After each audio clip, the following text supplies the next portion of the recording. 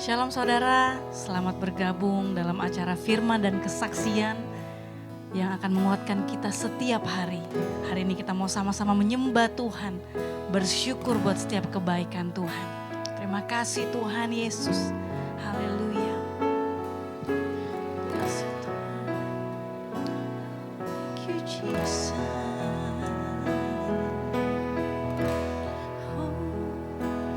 Yesus kau kebenaran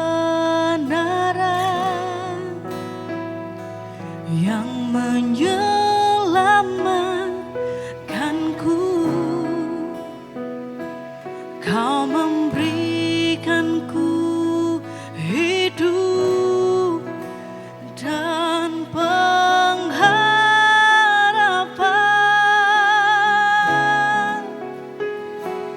Ku ikut kehendak-Mu, ku perlu anugerah-Mu, ku nyatakan janjiku kepadamu.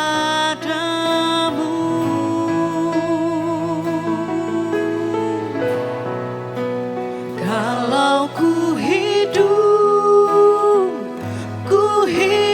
bagimu, hatiku tetap menyembah-Mu. Dunia tak bisa menjauhkanku dari kasih-Mu.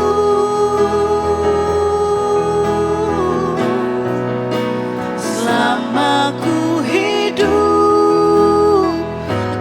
hidup bagimu, mataku tetap memandang-Mu. Dunia tak bisa menjauhkanku dari kasih-Mu. Yesus kau kebenaran, Yesus kau kebenaran yang menyelamatkanku, kau memberikanku hidup dan pengharapan.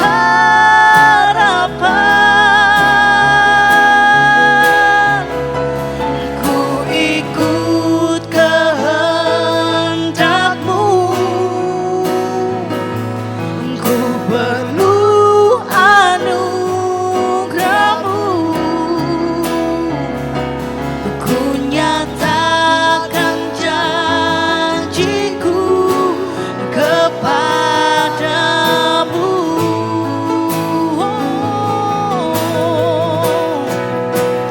Kalau ku hidup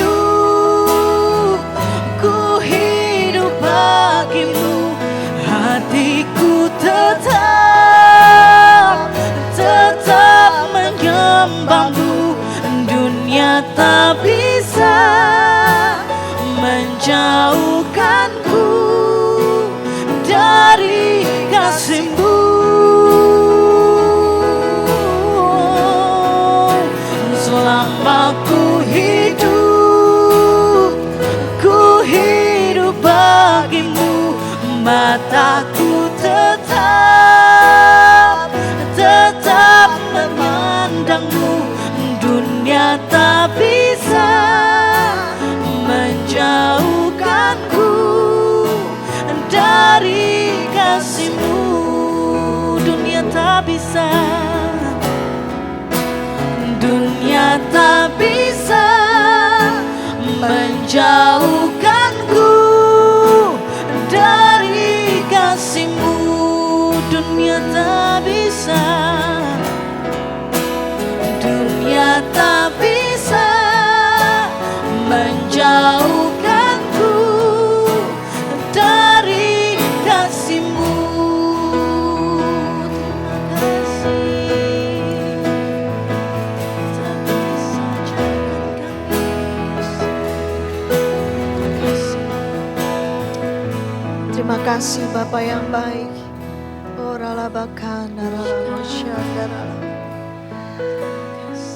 Sungguh inilah pernyataan yang datang dari hati kami yang mengasihi Engkau.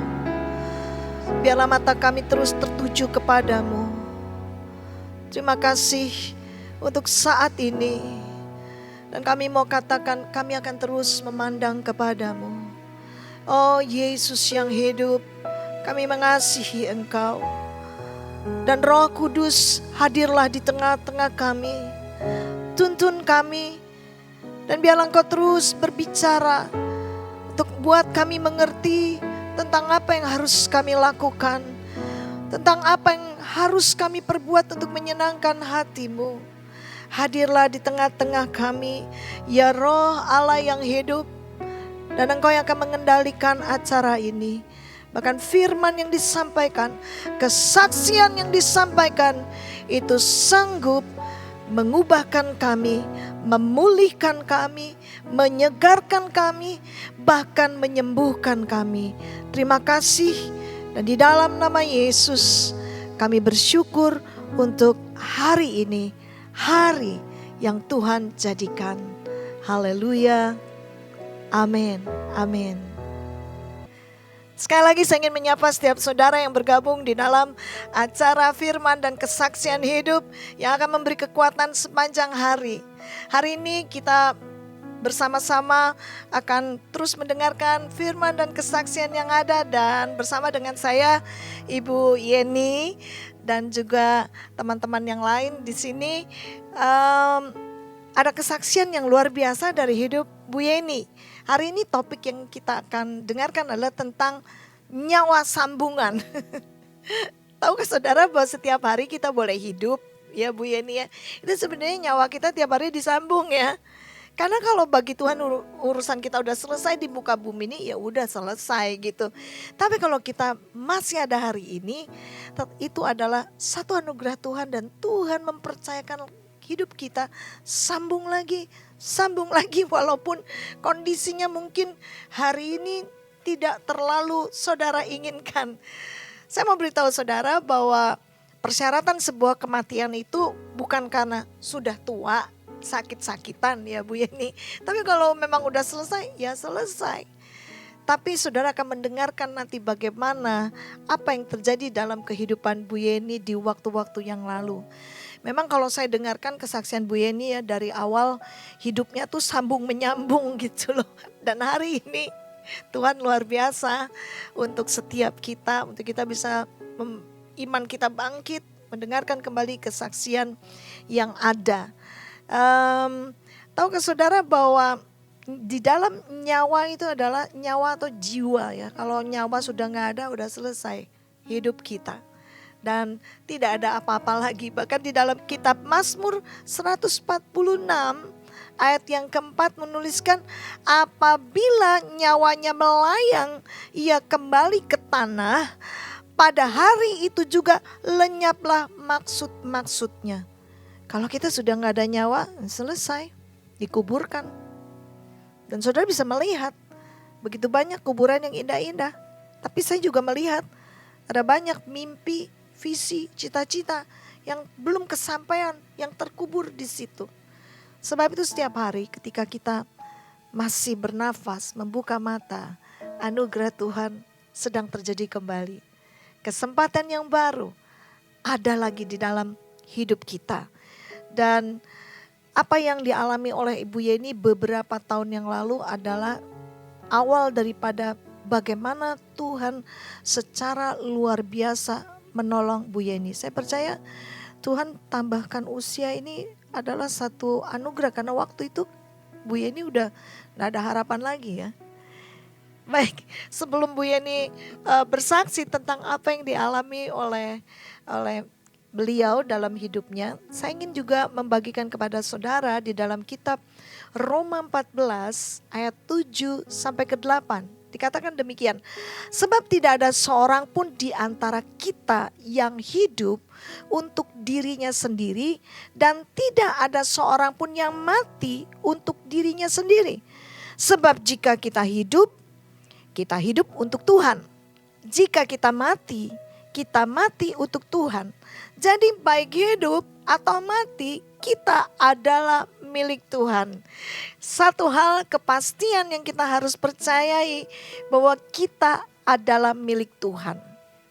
Ya. Sebab itu ketika kita hidup, biarlah kita hidup untuk memuliakan nama Tuhan. Hidup memberi dampak kepada keluarga, kepada komunitas, bahkan kepada bangsa yang Tuhan percayakan dalam hidup kita. Dan kehidupan adalah satu kesempatan yang ada. Dan kalau Tuhan memberikan kesempatan, jangan pernah sia-siakan kesempatan itu. Ada saatnya kesempatan itu hilang dan kesempatan itu selesai, ya Bu ya.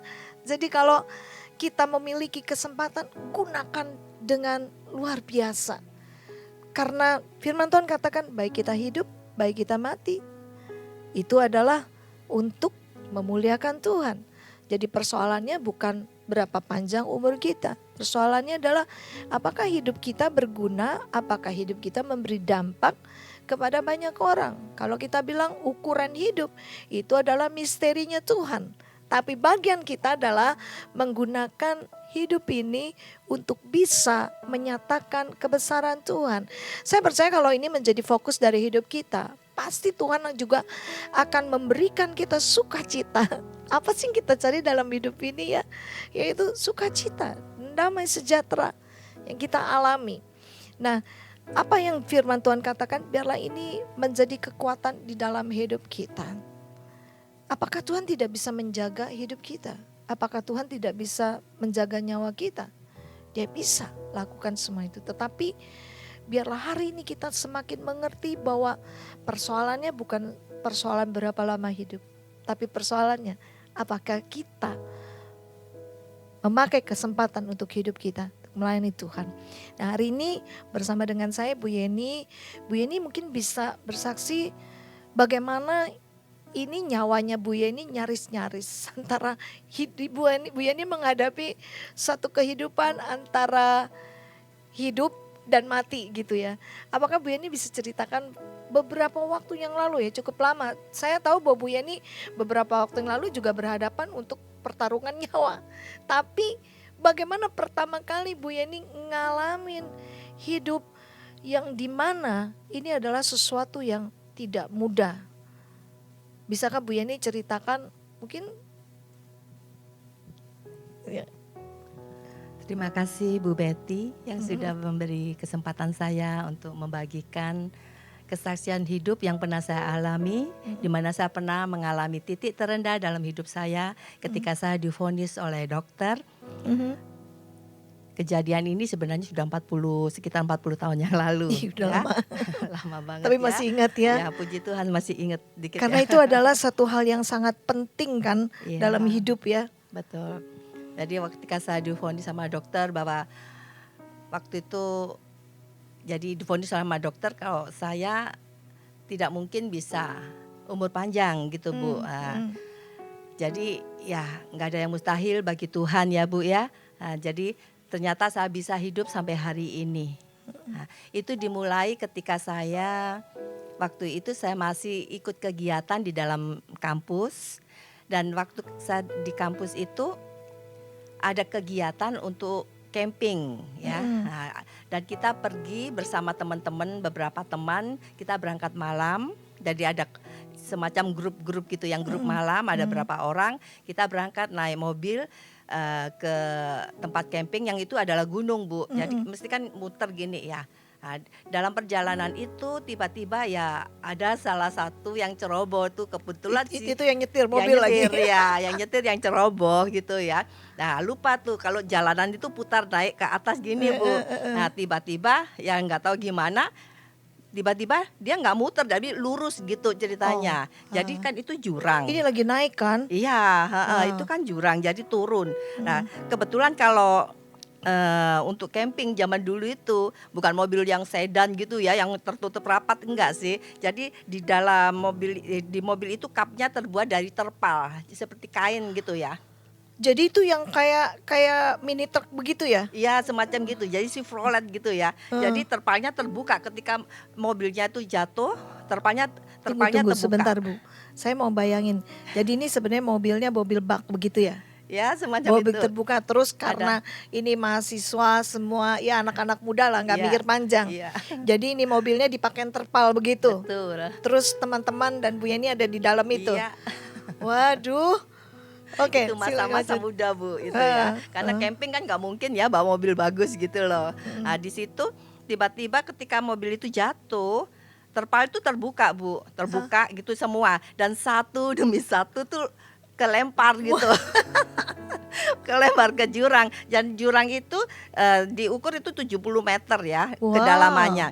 Yang jatuh pertama kali masih enak ya, mungkin jatuh 1 meter, 2 Jatuh mah meter, nggak ada yang 3 enak meter. Bu. Lebih Ya. mending kali ya. Masih mending lah gitu ya.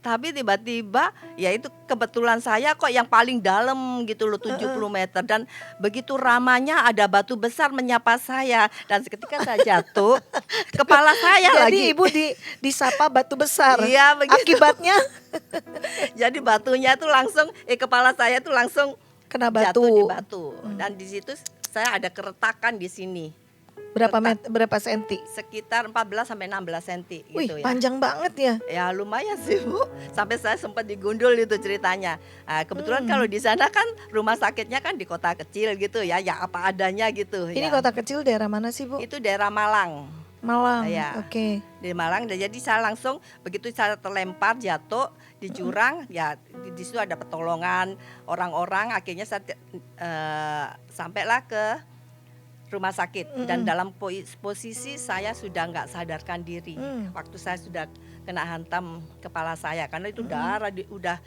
benar-benar luar biasa Udah tuh basah bajunya. sama darah lah ya. Iya. Tapi ya puji Tuhan masih diatasi oleh dokter, itu bisa dijahit.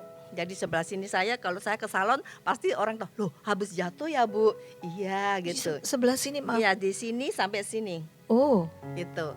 Jadi ada jahitannya gitu Bu, bagus sekali. Bagus sekali. Terus habis itu sudah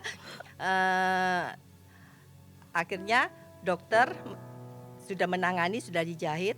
Kemudian hari esoknya dokter bicara sama keluarga saya, saudara-saudara saya juga.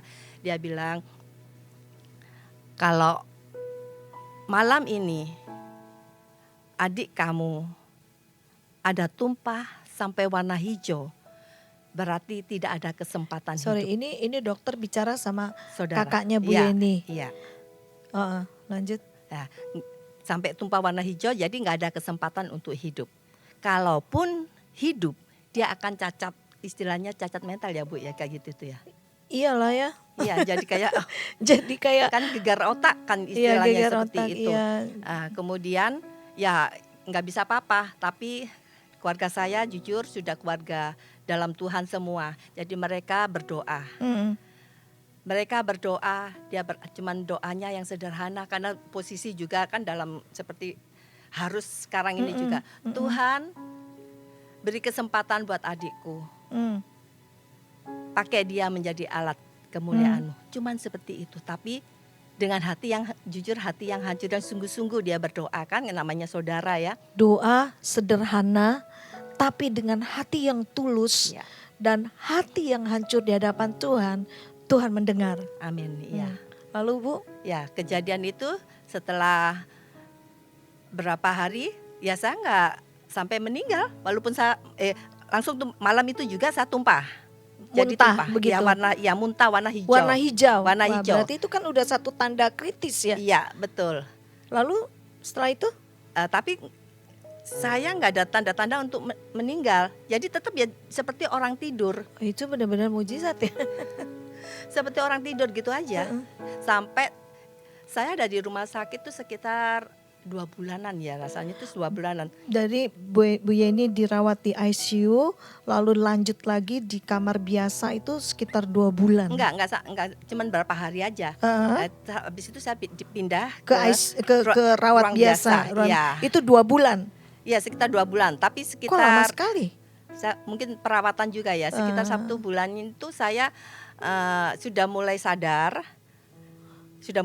Tapi ya masih belum boleh goyang-goyang gitu. Kalau goyang sedikit bisa mutar semua gitu ya. Iya, Tapi iya. kejadian waktu saya pertama kali saya mulai bisa merasakan, saya bisa melihat Bu. Terus itu saya seperti ada yang memberi saya zaman itu kayak itu loh, firman ayat-ayat gitu. Yang dicabut begitu Ya, kan yang ada dicabut gitu ya. Heeh. Begitu saya cabut satu, itu ada perkataan, karena engkau anakku, maka engkau kuselamatkan. Hmm.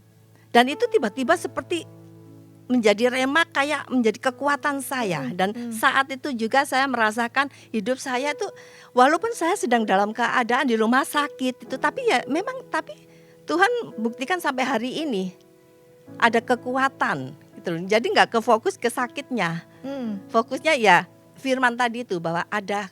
Jadi waktu dengar firman itu, Bu Yeni imannya bangkit. Ya, Ya betul kan? Bu. Dan percaya bahwa Ibu adalah anaknya Tuhan Yesus. Dan Betul pasti Bu, Tuhan iya. menolong. Lalu Bu, setelah itu apa yang Ibu alamin?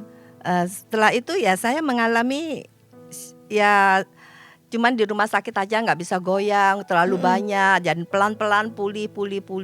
Dan saya mengalami memang kesembuhan, tapi ya walaupun nggak 100%, tapi seakan-akan saya nggak ada fokus ke sakit saya gitu loh. Saya cuman fokus. Ini karena iman yang luar biasa Betul, itu. iya, karena saya percaya Tuhan sudah selamatkan saya gitu. Ada sesuatu iman yang kuat banget gitu. Kalau saya bacakan di Efesus 1 ayat 5 seperti begini. Dalam kasih ia telah menentukan kita dari semula oleh Yesus Kristus untuk menjadi anak-anaknya sesuai dengan kerelaan kehendaknya.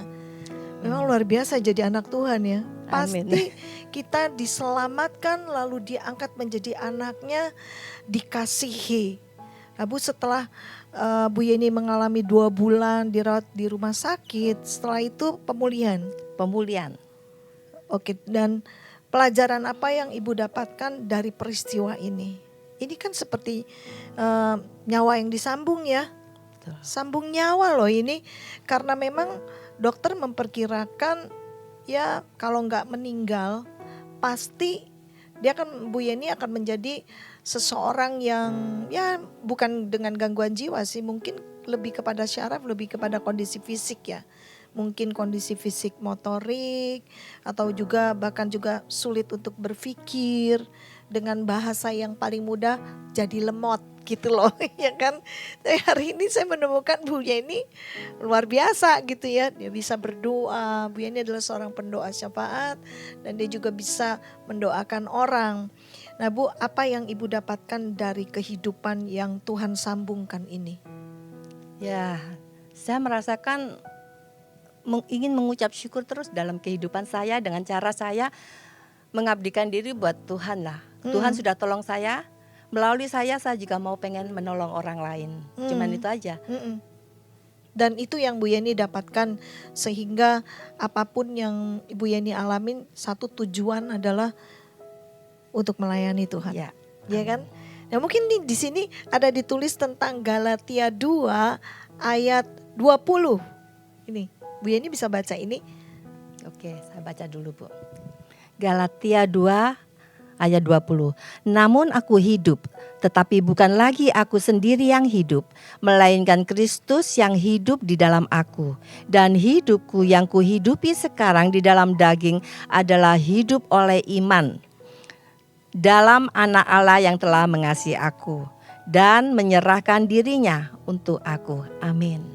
Ini yang dituliskan dalam Galatia 2 ayat 20. Biarlah menjadi ingatan di dalam hidup kita bahwa namun aku hidup, tetapi bukan lagi aku hidup sendiri, yang hidup melainkan Kristus hidup di dalam aku.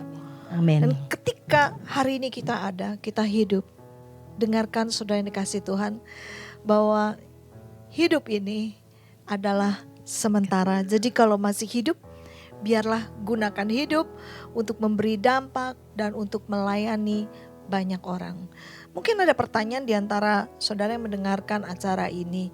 Emang Tuhan gak jaga nyawa kita sih? Tuhan menjaga nyawa kita. Bagi orang-orang yang mengasihi Dia, bagi orang-orang benar, maka dia akan percaya bahwa Tuhan menjaga nyawa kita. Yang luar biasa ini di sini saya mendapatkan Mazmur 121 ayat yang ke-1 sampai ke-8. Mungkin kita bisa baca bersama-sama ayat ini. Saya menemukan di ayat ini bahwa Tuhan itu adalah Tuhan yang menjaga nyawa kita. Dan kalau Tuhan menjaga nyawa kita, Dia bukan menjaga secara biasa-biasa saja, tetapi Dia menjaga kita dari segala sesuatu yang akan menghancurkan hidup kita. Ada banyak pertanyaan, ada banyak misteri tentang kematian dalam hidup kita. Tapi biar hari ini kita diingatkan Tuhan, karena orang mati tidak akan bisa mendengarkan firman ini. Orang mati tidak akan bisa mendengarkan kesaksian ini. Tapi biar setiap kita yang bisa mendengarkan, biarlah kita menyadari bahwa hidup ini bukan milik kita lagi. Hidup ini milik Tuhan. Setiap saat kalau Tuhan mau hidup kita selesai, ya selesai. Tapi bagi setiap kita yang masih ada, dengarkan bahwa Tuhan mengasihi kita. Tuhan menjaga kita. Saya mendapatkan ayat yang luar biasa yang mungkin saudara juga tahu ayat firman Tuhan ini, yaitu di dalam Mazmur 121 ayat yang pertama sampai yang ke-8. Mari kita baca sama-sama ayat ini, yaitu dikatakan begini. Aku melayangkan mataku ke gunung-gunung, dari manakah akan datang pertolonganku? Saya menemukan tentang aku melayangkan mataku ke gunung-gunung ini berbicara mengenai kalaupun kita mencari pertolongan manusia, itu juga sia-sia. Lalu ayat kedua dikatakan gini, pertolonganku ialah dari Tuhan yang menjadikan langit dan bumi. Ia takkan membiarkan kakimu goyah, penjagamu tidak akan terlelap, sesungguhnya tidak terlelap dan tidak tertidur penjaga Israel. Tuhanlah penjagamu.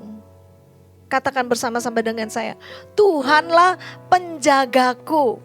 Ya, Tuhan penjaga keluargaku. Tuhan penjaga hidupku. Tuhanlah naunganmu. Tuhanlah naunganku di sebelah tangan kananmu. Matahari tidak menyakiti engkau pada waktu siang atau bulan pada waktu malam. Tuhan akan menjaga engkau terhadap segala kecelakaan. Ini luar biasa ayatnya ya. Ini menjaga engkau pada segala kecelakaan. Ia akan menjaga nyawamu. Tuhan akan menjaga keluar masukmu dari sekarang sampai selama-lamanya. Memang kematian adalah satu misteri. Lalu mungkin ada pertanyaan di antara kita dan berkata, Tuhan, waktu kecelakaan dan waktu keluarga atau saudaraku nyawanya melayang. Memang Tuhan tidak ada. Kematian adalah misteri. Sekali lagi saya katakan bukan karena Dia tidak mengasihi, tapi ada banyak hal, ada banyak faktor yang ada. Tapi mari kita berbicara tentang kita yang ada hari ini, kita yang masih hidup hari ini. Pergunakan hidup ini sebaik-baiknya, sebab ada saat di mana kita tidak dapat lagi untuk bertobat, ada saat di mana kita tidak dapat lagi melayani, ada saat di mana kita telah selesai. Jangan kita berpikir bahwa aku sehat, aku makan vitamin banyak, aku menjaga makanan, itu harus. Tetapi kehidupan dan kematian adalah misteri. Yang saya maksudkan adalah mari gunakan hari ini di mana kita ada. Sebab Dia sedang menyambung nyawa kita dari hari ke hari. Bahkan Dia telah menebus dosa kita. Supaya satu saat ketika kita tutup mata di bumi, kita bersama-sama dengan Dia di surga. Dia tidak mau kehilangan kita. Dan yang terpenting adalah kehidupan yang kekal bersama-sama dengan Dia. Apa yang dikatakan Galatia 2 ayat 20. Biarlah itu menjadi ingatan dalam setiap kita. Bahwa namun aku hidup, tetapi bukan aku lagi sendiri yang hidup, melainkan Kristus yang hidup di dalam aku. Dan di dalam kitab Roma 14 ayat 7 dan 8 dikatakan juga, sebab tidak ada seorang pun di antara kita yang hidup untuk dirinya sendiri. Jadi mari hari ini, saat ini, biar kita selalu menyadari kita tidak hidup untuk diri kita sendiri, tapi kita hidup untuk Tuhan, untuk memberi dampak. Dan itu adalah satu sukacita yang ada di dalam hidup kita, ya. Dan dikatakan demikian selanjutnya, dan tidak ada seorang pun yang mati untuk dirinya sendiri. Sebab jika kita hidup untuk siapa Bu Yeni? Untuk Tuhan. Katakan, jika aku hidup untuk Tuhan. Dan jika aku mati, kita mati untuk Tuhan. Jadi baik hidup atau mati, kita adalah milik Tuhan. Tidak ada yang diragukan lagi di dalam kebenaran firman Tuhan ini. Dan kalau saudara fokus berpegang kepada apa yang difirmankan Tuhan hari ini, saya percaya, engkau tidak akan dapat dikuasai oleh kekhawatiran, oleh ketakutan tentang hidup ini. Dia penjaga Israel, Dia adalah penjaga hidup kita. Maukah kita menyanyikan lagu ini sebagai satu komitmen, sebagai satu janji di hadapan Tuhan. Kalau hari ini aku hidup Tuhan, biarlah aku hidup untuk Engkau. Kalau ada di antara saudara ini meragukan untuk hidupmu, bahkan kau merasa jenuh dengan hidup ini, ngapain ya Tuhan?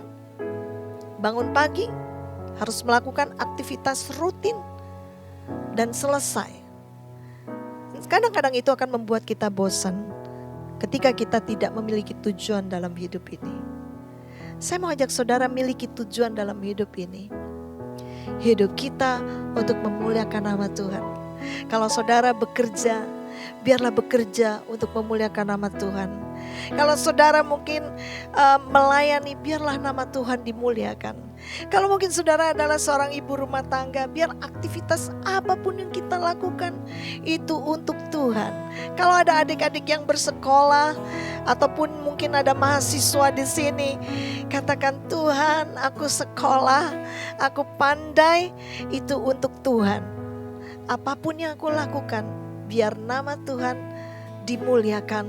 Dan saya percaya kalau saudara memiliki tujuan seperti ini, mungkin kesesakan sedang saudara alami, tapi sukacita saudara tidak akan pernah berkurang. Kenapa? Karena saudara memiliki tujuan hidup. Pejamkan mata saudara, mari katakan bersama dengan saya, Tuhan Yesus, terima kasih untuk hidup yang Tuhan berikan di dalam hidup ini. Dan aku berjanji di hadapan-Mu untuk menggunakan hidup ini, memuliakan nama Tuhan. Bahkan Tuhan, ampuni aku kalau aku menyia-nyiakan waktu, potensi, bahkan juga bakat-bakat yang Tuhan berikan kepadaku. Ampuni aku. Dan mulai hari ini, aku mau fokus kepadamu. Terima kasih untuk setiap hari, setiap jam, setiap menit, setiap detik yang Kau tambahkan terus dalam hidup kami. Kami mau gunakan untuk menyatakan kemuliaan. Terima kasih Tuhan. Kalau ku hidup bagimu, hatiku tetap menyembahmu. Dunia tak bisa menjauhkanku dari kasih-Mu.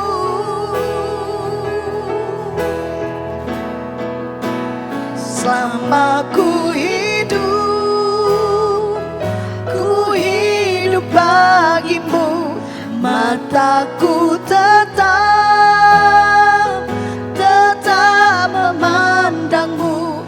Dunia tak bisa menjauhkanku dari kasih-Mu. Bolehkah saudara membuat janji ini di hadapan Tuhan? Saya mengajak saudara untuk mengangkat tanganmu, atau mungkin saudara ada di tempat yang tidak memungkinkan saudara angkat tangan. Taruh tanganmu di dada ini. Tuhan, hari ini aku bersyukur untuk hidup ini. Apapun yang aku harus hadapi, aku tetap memandang kepadamu. Inilah pernyataanku yang keluar dari mulut yang mengasihi Engkau. Oh ya Bapa yang baik, dengarkan ucapan setiap anak-anak-Mu. Dengarkan penyataan dari setiap anak-anak-Mu. Bahkan kalau dari anak-anak-Mu sedang mengalami kesakitan dalam hidup mereka, Tuhan, Engkau peduli. Baik itu secara fisik, secara emosi, atau keuangan, atau keluarga. Tuhan, Engkau peduli. Dan kalau hari ini Engkau tetap memperpanjang nyawa setiap kami, karena Engkau memiliki tujuan untuk kami tetap memuliakan nama-Mu. Haleluya. Kalau ku hidup bagimu, hatiku tetap memambamu. Dunia tak bisa menjauhkanku dari kasih-Mu. Selama ku hidup bagimu, mataku tetap memandangmu. Dunia tak bisa menjauhkanku dari kasih-Mu. Biarlah pernyataan ini menyenangkan hati-Mu. Terima kasih Tuhan. Teruslah berkarya lewat kehidupan kami yang hidup ini, supaya nama Tuhan dimuliakan melalui hidup kami. Terima kasih Bapa yang baik. Di dalam nama Tuhan Yesus, Engkau Allah yang hidup. Engkau yang akan membuka jalan-jalan yang tertutup. Engkau yang akan membuka setiap pintu-pintu yang tertutup. Ada jalan baru yang dibukakan. Ada pintu baru yang terbuka bagi setiap anak-anak-Mu. Karena Engkau melihat kerinduan hati anak-Mu untuk menyatakan kebesaran daripada kehadiran-Mu dalam hidup kami. Terima kasih. Dan di dalam nama Yesus, kami percaya Engkau mendengar doa kami. Haleluya. Amin. Amin. Tuhan Yesus memberkati setiap saudara.